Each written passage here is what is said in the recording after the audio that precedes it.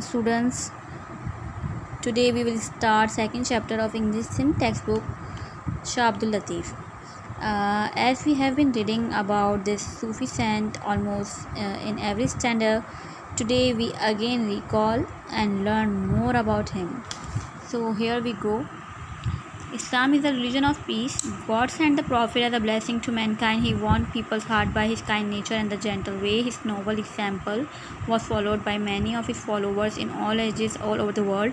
It was through the effort of these saintly men that Islam spread far and wide. These holy men were extremely successful in bringing non-Muslims to the fold of Islam. इस्लाम जो है एक अमन का मज़हब है, ये सब हम जानते हैं। अल्लाह ताला ने हमारे प्यारे नबी हज़रत मोहम्मद सल्लल्लाहु अलैहि वसल्लम को तमाम इंसानियत के लिए एक ब्लेसिंग बना के भेजा। उन्होंने अपनी जेंटल और काइंड नेचर की वजह से लोगों का दिल जीता और उन्हीं की एग्जांपल को फॉलो करते हुए उनके बहुत सारे फॉलोवर्स उनके बाद मुसलसल जद्दोजहद करते रहे हर दौर में, जिसकी वजह से बहुत सारे इस्लाम हमारे दूर दराज तक फैला और बहुत से नॉन मुस्लिम लोगों ने इस्लाम कबूल किया। In every part of our country there are the shrines of M S. Saint in Lahore are the shrine of Data Gan Baksh and Mian Mir Sahib. In Pak Patan lived and died Baba Farid. In Multan is the shrine of Ghaus Bahul Haq. In Peshawar, in Quetta and in countless other towns and cities there are the tombs of these men of God. In Sindh are the tombs of two great saints Shah Abdul Latif and Qalandar Lal Shah. हमारे तमाम countries में हर country के हर part में बहुत सारे मज़ार हैं हमारे सूफ़ी अकराम के। लाहौर में जो चंद सूफ़ी जो मशहूर हैं उनका ज़िक्र हुआ है। लाहौर में जैसे दाता गन बख्श और मियां मीर साहिब हैं। पाक पतन में बाबा फ़रीद की पैदाइश है लेकिन उनकी वफ़ात भी वहाँ हुई, उनका मज़ार भी वहीं है। मुल्तान में गौस बाउल हक़ का है। पेशावर, कोयटा और बहुत सारे अदर टाउन्स में इसी तरह के सूफ़ी अकराम के मज़ार हैं। और सिंध में दो मशहूर सूफ़ी हैं हमारे सूफ़ी अकराम, शाह अब्दुल लतीफ़ हैं, कलंदर लाल शहबाज।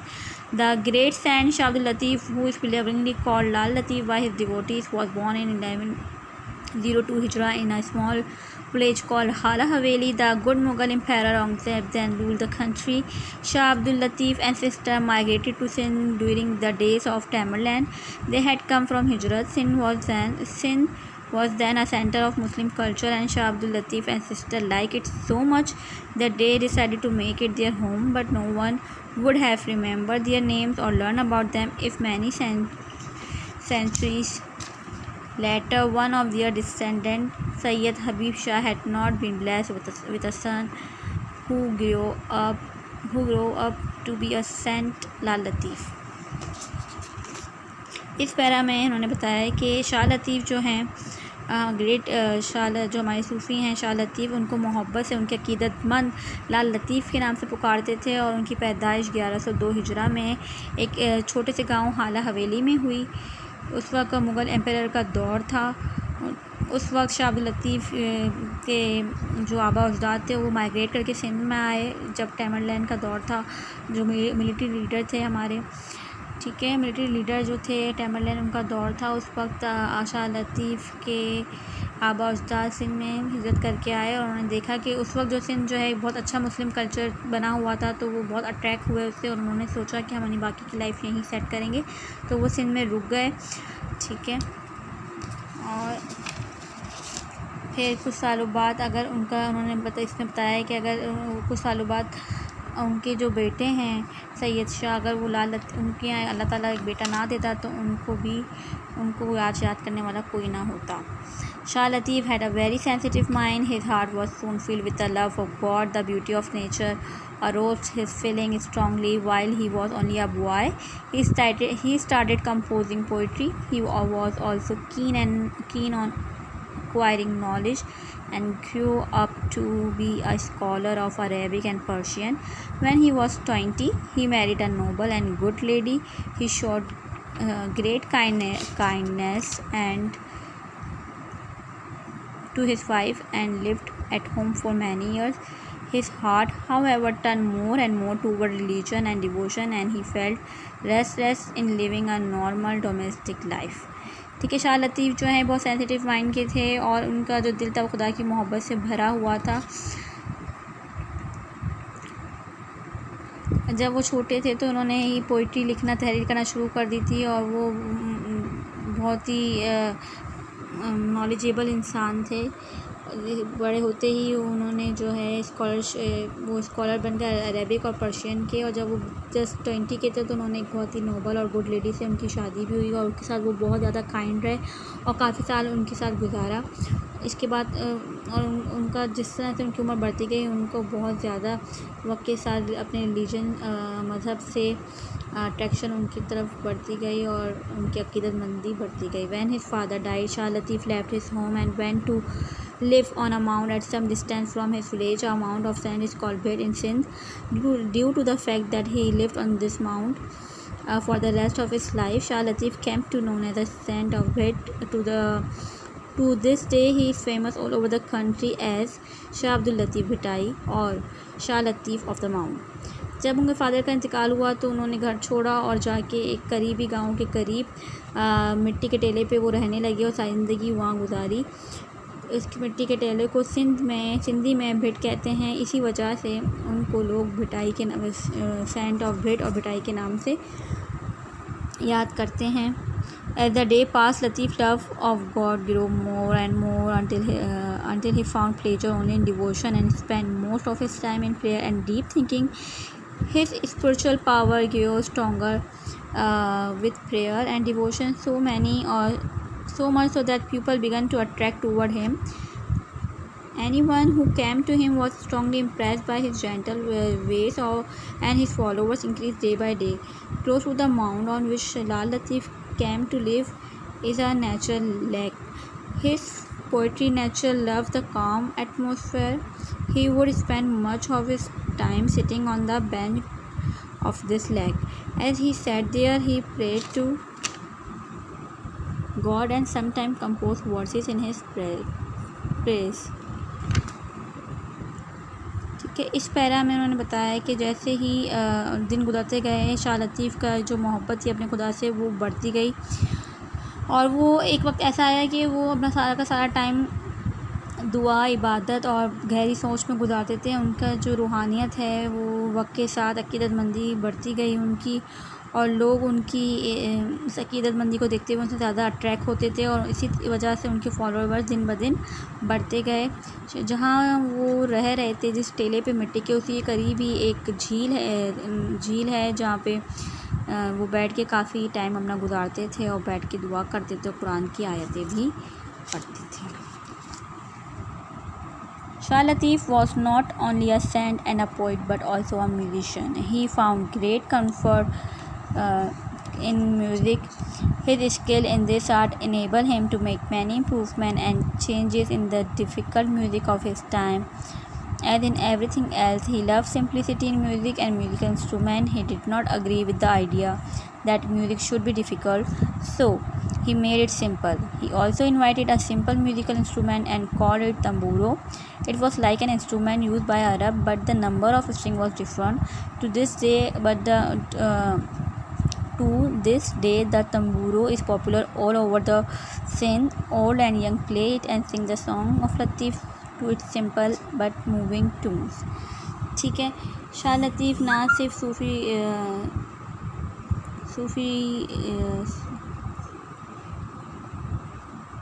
सूफ़ी अकराम और एक शायर थे बल्कि एक म्यूज़िशन भी थे। उनको म्यूज़िक से बहुत लगाव प्यार था, इसी वजह से उन्होंने म्यूज़िक में बहुत बड़ी अच्छी इम्प्रूवमेंट भी की। जिस तरह से उनको हर चीज़ में सिंपलिसिटी पसंद थी, उन्होंने म्यूज़िक में भी और म्यूज़िकल इंस्ट्रूमेंट को भी सिंपल जाना और एक म्यूज़िकल इंस्ट्रूमेंट उन्होंने बनाया, क्योंकि वो समझते थे कि म्यूज़िक को सिंपल होना चाहिए। और जो उन्होंने इंस्ट्रूमेंट बनाया उसका नाम था तंबूरो। वो देखने में अरब के इंस्ट्रूमेंट जैसा था, बट उसके जो नंबर ऑफ़ स्ट्रिंग थे वो डिफरेंट थे और वो आजकल हर पूरे ओवरऑल सिंध में यूज़ होता है। बूढ़े बच्चे सब उसको चलाते हैं और उसकी मूविंग टून्स में खो जाते हैं। लाल लतीफ़ डाइड इन 1165 हिजरा on the mount where he had lived and was buried there. A famous king of Sindh Ghulam Shah Kalhoro was so devoted to him that he built a shrine over his grave. Latif devotees collect his poetry and this collection came to be called the Risala of Shah Abdul Latif. He was a poet of the He was a poet of the people, so he wrote poetry in the language of the common man. This collection of his poem is so valued that it has been translated into many languages. One great quality of Latif's poetry, besides its simplicity, is its moving music. When you listen to it, even if you do not understand a word of it, you will be moved by its melody. Shah Latif का इंतकाल भी उसी mount में हुआ जहाँ उन्होंने ज़िंदगी अपनी बाकी गुजारी थी 1165 में। इसके बाद एक जो हमारे फेमस किंग हैं गुलाम शाह करोरो, वो उनके अकीदतमंदों में से बहुत बड़ा अकीदतमंद थे जिन्होंने उनकी कब्र पे मज़ार बनाया, ठीक है। और उनके अकीदतमंद जो हैं उनकी शायरी को बहुत पसंद करते हैं और उन्होंने तमाम शायरी की जो कलेक्शन है उसको रिसाला ऑफ शाह लतीफ़ के नाम से पुकारा जाता है, जिसमें उनकी तमाम शायरी मौजूद है। और उन्होंने क्योंकि वो एक बहुत ही कॉमन सिंपल से इंसान थे, उन्होंने सिंपलिसिटी को फॉलो किया, उसी तरह शायरी की और कॉमन मैन के लिए लिखा। इसी तरह लोगों ने जो है इसके ट्रांसलेशन कराई डिफरेंट मैनी लैंग्वेजेस में। उनकी म्यूज़िक एक सिंपलिसिटी के अलावा उनकी म्यूज़िक में ऐसा इनकी मेलोडी ऐसी थी कि अगर आपको समझ भी ना पाएँ तो उसकी धुन में आप खो जाएं अगर आप उसको सुने तो। Latif was held at his shrine every year on 14th Safar, the second month of Muslim calendar. Many thousands of people gather, listen to the saint song sung on the tamburo, and offer their prayers. Many learned men read papers that tell about Latif's life and his poetry. Recently, a library and guest house and a museum have been built. The shrine itself have been rebuilt and connected with the main road. Its lovely white dome representing the purity and dignity of Latif can be seen from many kilometers. Latif उर्स कहा जाता है death anniversary of Sufi saint, ठीक है। सूफ़ी अकरम की death anniversary को उर्स कहा जाता है, जो कि हर साल 14 सफ़र को मनाई जाती है। मुसलमानों के कैलेंडर का सेकंड मंथ है सफ़र, उसकी 14 सफ़र को जो है लतीफ़ का उर्स मनाया जाता है। बहुत सारे लोग वहाँ जमा होते हैं और वो जो उनकी पोइट्री है उसको सुनते हैं, उनके सॉन्ग्स को सुनते हैं और तंबूरो इंस्ट्रूमेंट है उसको यूज़ करते हैं और उनकी लाइफ के बारे में पढ़ते हैं, उनकी पोइट्री सुनते हैं। और रिसेंटली ही वहाँ पे एक लाइब्रेरी, रेस्ट हाउस और एक म्यूज़ियम भी बनाया गया है और जो उनका मज़ार था उसको रीबिल्ड किया गया है। मेन रोड से कनेक्ट भी कर दिया गया है उनके मज़ार को। और उनका जो white dome it's lovely white dome representing the purity and dignity, जो डोम कहते हैं गुंबद को, वो वाइट कलर का है उनकी मज़ार का, जो कि उनकी डिग्निटी और प्योरिटी लतीफ़ की वो शो करता है वाइट कलर से और उसको बहुत किलोमीटर की दूर से देखा जा सकता है। Latif message is a message of love. Latif का जो शाह लतीफ़ का जो मैसेज है वो मोहब्बत का मैसेज है। वो बिलीव करते थे ब्रदरहुड पे, भाईचारे पे और इक्वलिटी ऑफ मैन पे, और and in placing God by good deeds, और खुदा को खुश करने पर अपने अच्छे कामों के ज़रिए।